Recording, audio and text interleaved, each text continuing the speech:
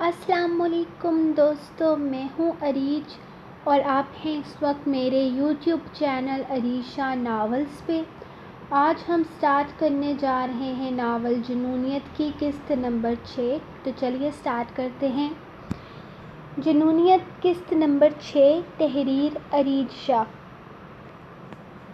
وہ سب کو آج کا لیکچر سمجھانے کے بعد بورڈ پر سے ان سب سے کچھ پوائنٹس نوٹ کروا رہا تھا جو اس کے آج کے لیکچر کے ریلیٹڈ تھے۔ وہ کافی اہم بھی تھے۔ سب لوگ اپنے اپنے کام میں مصروف ہو گئے تو وہ خود بھی کرسی کھینچ کر آرام سے بیٹھ گیا۔ اگر کسی کو کچھ سمجھ نہ آیا ہو تو وہ پوچھ سکتا ہے۔ بعد میں کوئی غلطی نہیں ہونی چاہیے۔ اس نے سب کو موقع دیا تھا، لیکن اس کے سمجھانے کا انداز تھا ہی اتنا اچھا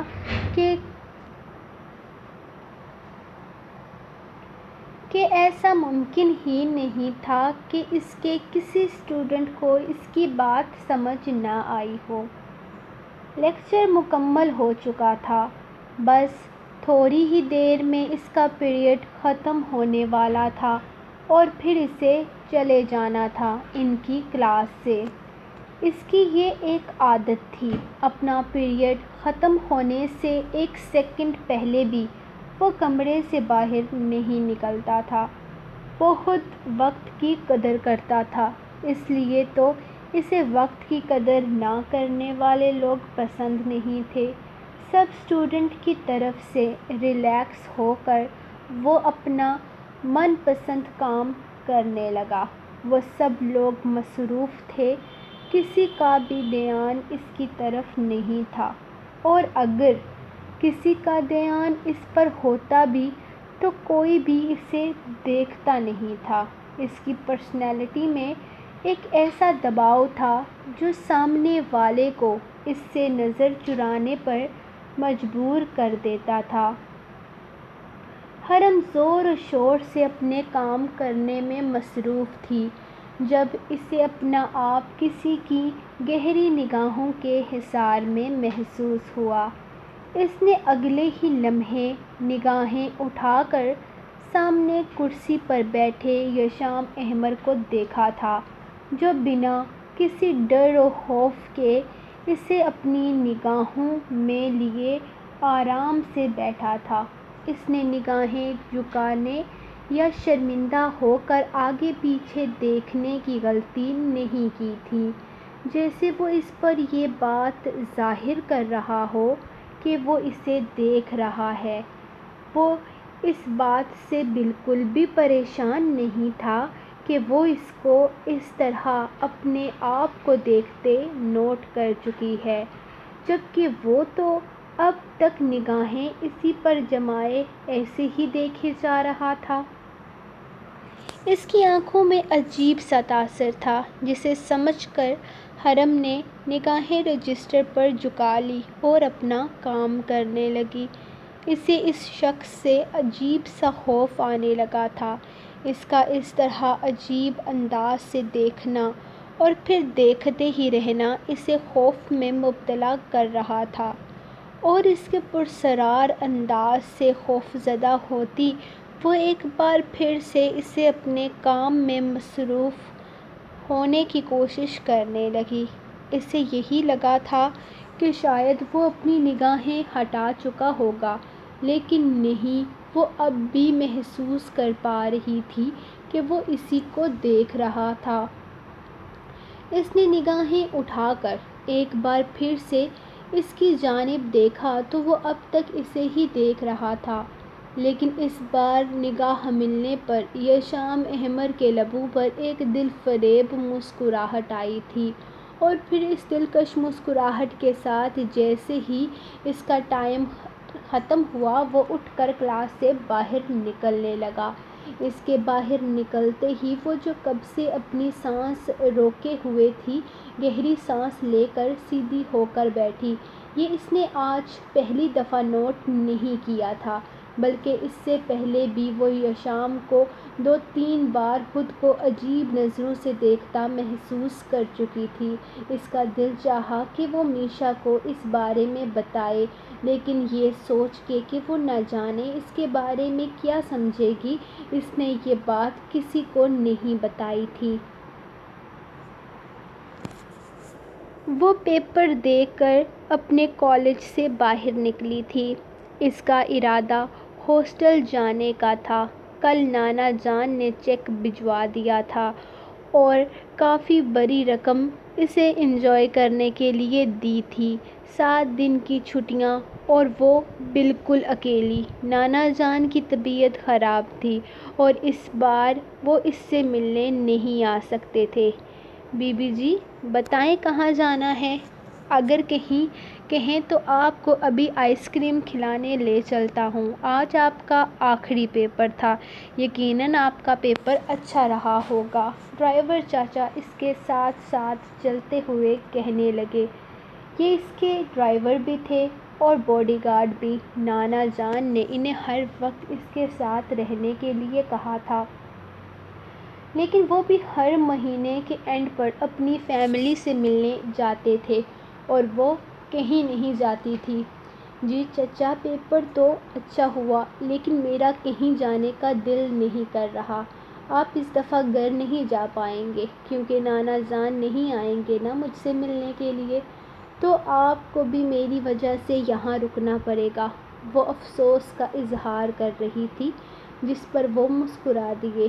کوئی بات نہیں بی بی جی، اس دفعہ گھر والوں سے نہیں مل سکوں گا تو کیا ہوا، میں اگلے مہینے چلا جاؤں گا، یہاں پر بھی انہی کے لیے ہی تو رہتا ہوں۔ وہ اپنی ہی دھن میں بولے جا رہے تھے، لیکن اس بات سے بے خبر کہ وہ اس ایک جملے میں اسے اپنے رشتوں کا احساس دلا گئے تھے۔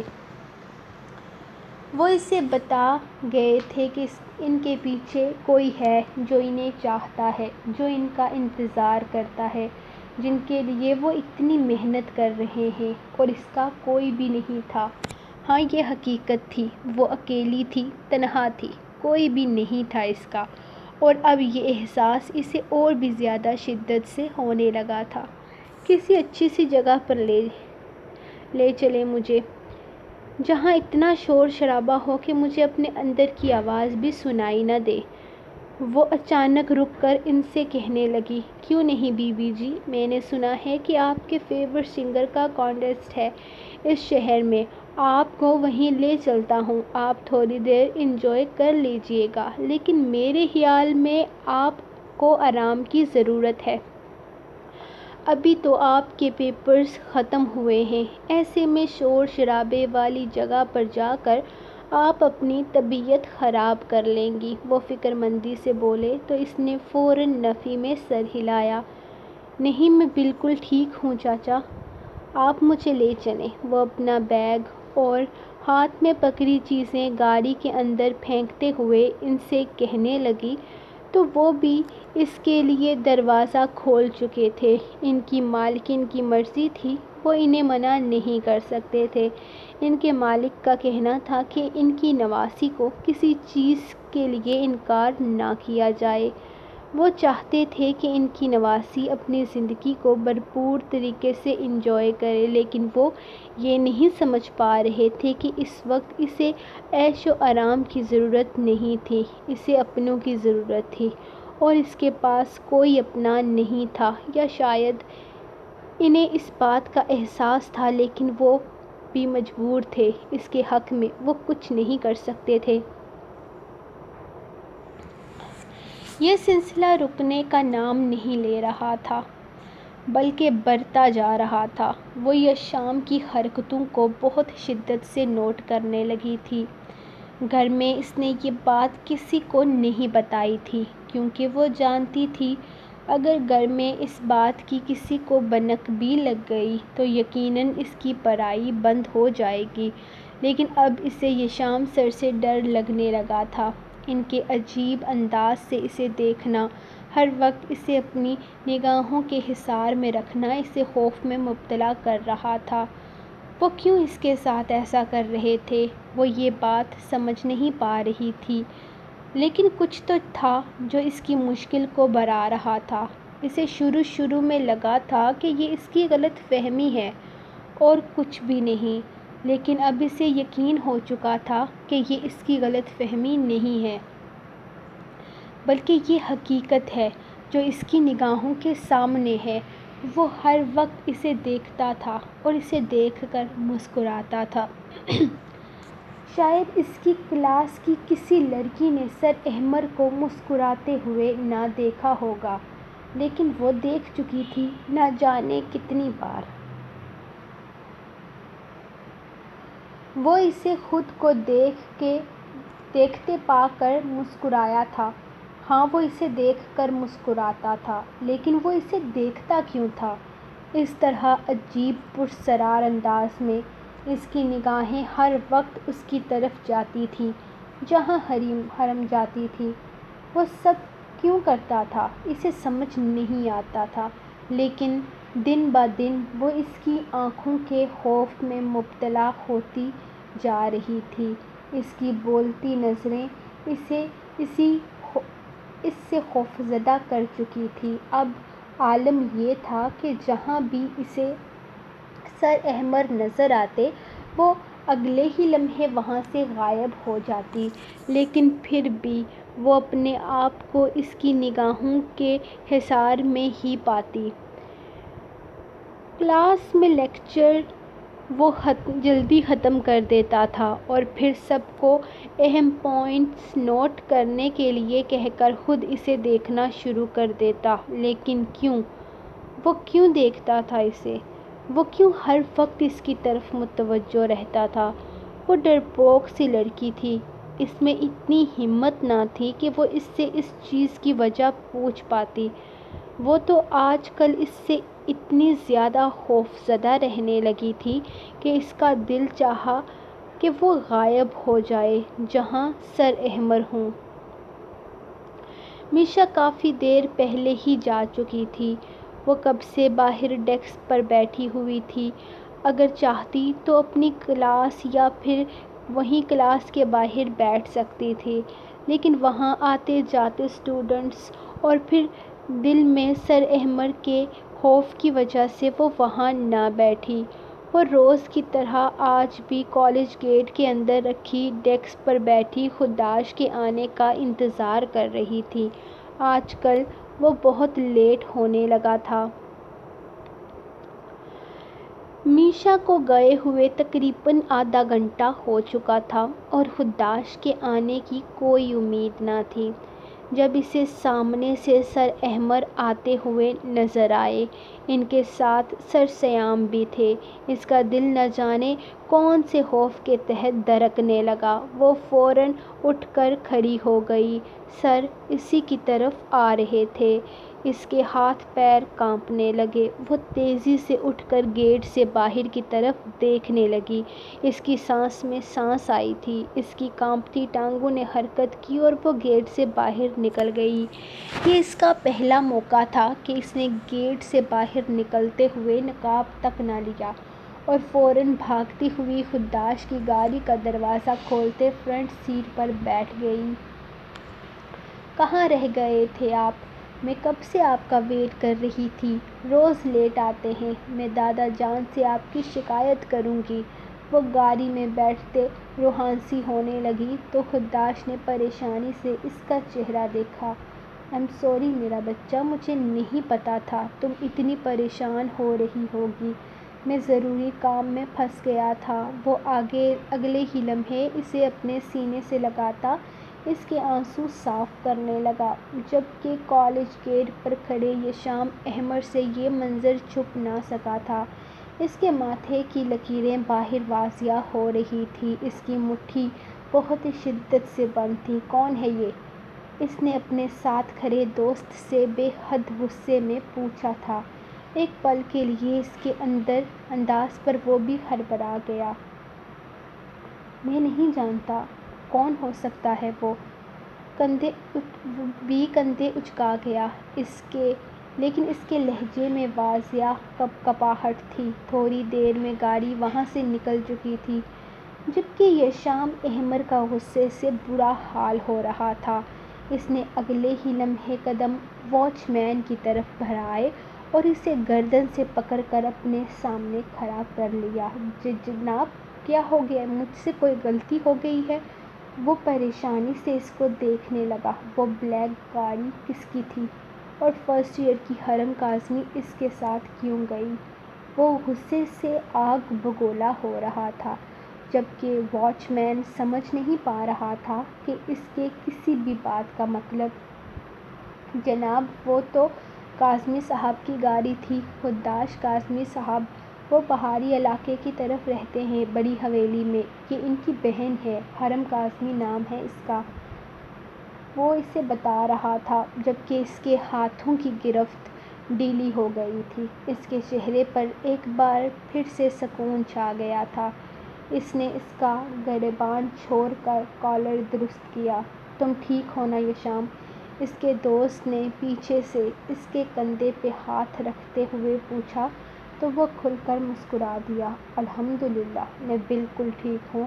اس نے چاروں طرف دیکھتے ہوئے اپنی شرٹ کو ٹھیک کیا اور پھر اپنے بالوں میں ہاتھ پھیرتا اندر کی طرف بڑھ گیا۔ وہ بالکل پرسکون ہو چکا تھا۔ تھوڑی دیر پہلے والا غصہ ڈھونڈنے سے بھی نہیں مل رہا تھا، جبکہ اس کا دوست بھی اس کے اس طرح سے پرسکون ہونے پر گہرا سانس لیتا اس کے پیچھے ہی اندر آیا تھا۔ لیکن واچ مین سے معذرت کرنے کے بعد تقریباً 1 گھنٹہ ہو چکا تھا اس کی کلاس ختم ہوئے اور یہاں بیٹھ کر خدداش کا انتظار کرتے ہوئے 3 گھنٹے ہونے والے تھے، لیکن اسے لینے کے لیے کوئی نہیں آیا تھا۔ اب اسے غصہ آنے لگا تھا۔ روز روز اس کا یہی تماشا تھا۔ اب بھی اتنی دیر انتظار کرنا پڑ رہا تھا۔ پہلے ڈرائیور آتا تھا تو وہ 1 منٹ بھی اوپر نہیں ہونے دیتا تھا، لیکن اب پچھلے کچھ دنوں سے وہ مسلسل انتظار میں بیٹھی رہتی۔